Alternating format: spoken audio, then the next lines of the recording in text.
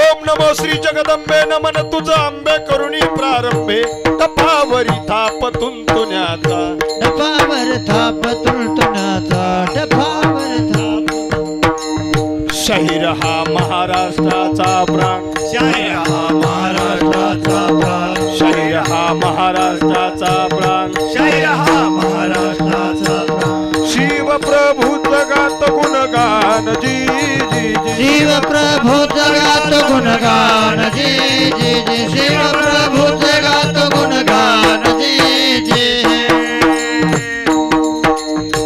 एका पाठोपाठ एक मोठी संकट स्वराज्यावरती येत आहेत आणि आदिलशहाच्या दरबारातून आदिलशहाच्या आईकडून बडी बेगम साहेबाकडून राजाला मारण्याचा विडा उचलून घेऊन आला अफजल खान नावाचा 32 दाताचा बोकड।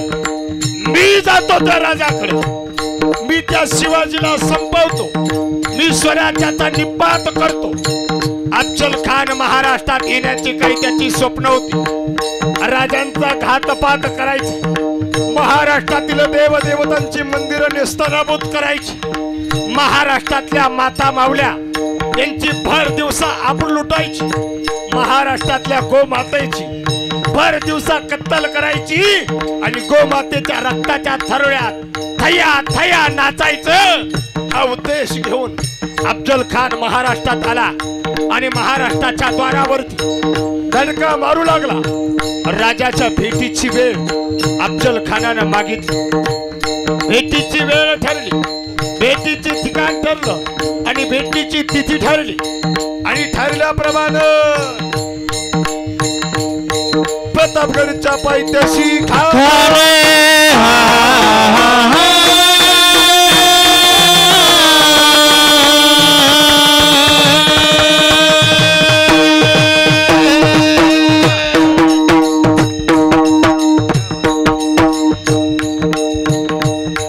प्रतापगडच्या पायथ्याशी खान, प्रतापगडच्या पायथ्याशी खान, प्रतापगडच्या पायथ्याशी खान आला बेगुमान नाही त्याला जाण शिवाजी राजाच्या करमतेची, शिवाजी राजाच्या करमतेची, शिवाजी राजाच्या करमतेची, त्याशी नाही जाणीव शक्तीची, त्याशी नाही जाणीव शक्तीची, त्याशी नाही जाणीव शक्तीची, करील काय कल्पना युक्तीची जी जी करेल काय कल्पना युक्तीची जी जी।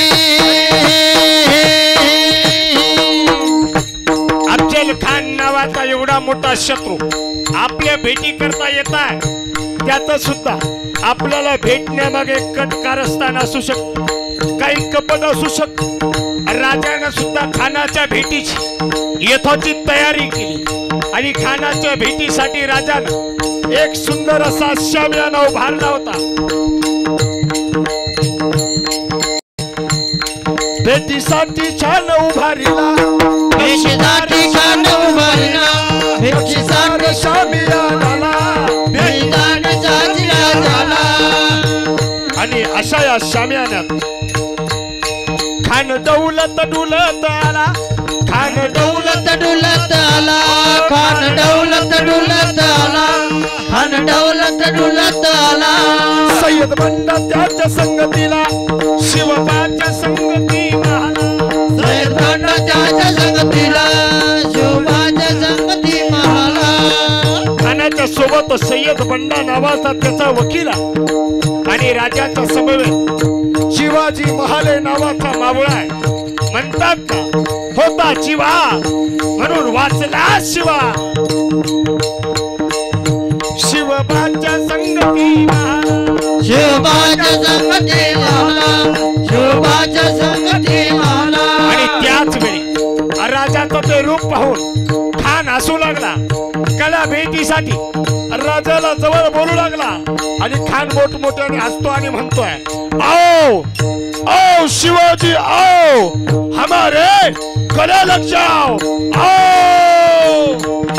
खान हाक मारितो हसरी, हाक मारितो हसरी, रोखोनी नजारा गहरी रोखोनी नजारा गहरी।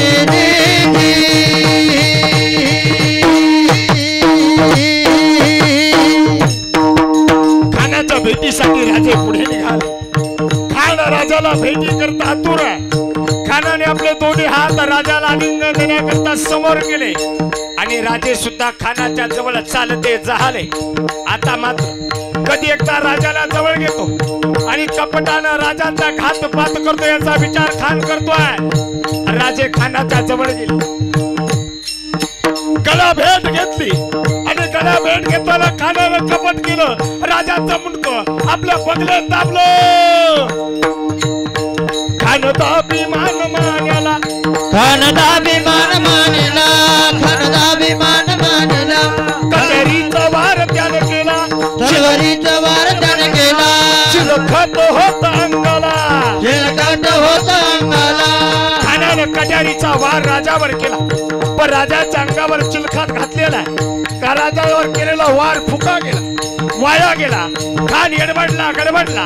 राजानं त्याच वेळी संधीचा फायदा घेतला. आपल्याकडे असणारी वाघ नख काढली, खानाच्या पोटात खुपसली. वाघ नखाचा मारा केला, वाघ नखाचा मारा केला, वाघ नखाचा मारा केला. तरा फाडलं पोटाला, तरा फाडलं पोटाला. टरा फाडलं बोटाला, टरा फाडलं बोटाला. राजानं वाघ नख अफजल खानाच्या पोटात खुपसली. तरा अफजल खानाला फाडलंय. बचाओ बचाओ, खुदा बचाओ, माफ करना शिवाजी, माफ करना, बचाओ खुदा बचाओ. खान ढसा रडतोय. खानाचा कोतळा बाहेर काढला. तडा गेला खानाचा कोतळा बाहेर आला. जी जी बाहेर आला, जी जी बाहेर आला, जी जी.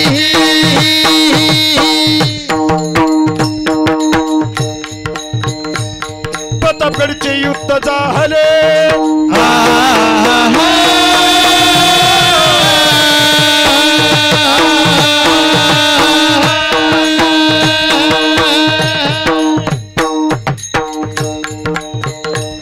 प्रतापगडचे युद्ध झाले, प्रतापगडचे युद्ध झाले, प्रतापगडचे युद्ध झाले. रक्त सांडले, पाप सारे गेले, पावन केला कृष्ण, पावन केला कृष्ण, पावन केला कृष्ण. लाविली गुलामीची वाट, लावली गुलामची लीला, लावली गुलामची लीला. मराठशाहीचा मानला थाट, जी जी मराठशाहीचा मानला थाट, जी जी मराठशाहीचा मानला थाट, जी जी. प्रौढ प्रताप पुरंदर क्षत्रिय कुलवंश सिंहासनाधीश्वर राजाधिराज महाराज श्रीमंत श्री श्री श्री छत्रपती शिवाजी महाराज की जय! छत्रपती धर्मवीर संभाजी महाराज की जय!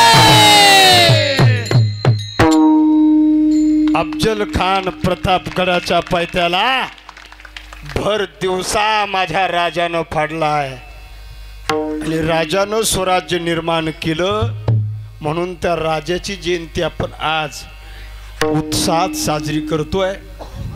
राजांची जयंती साजरी करताना आपल्याला दोन गोष्टी घेऊन जायच्या आहेत.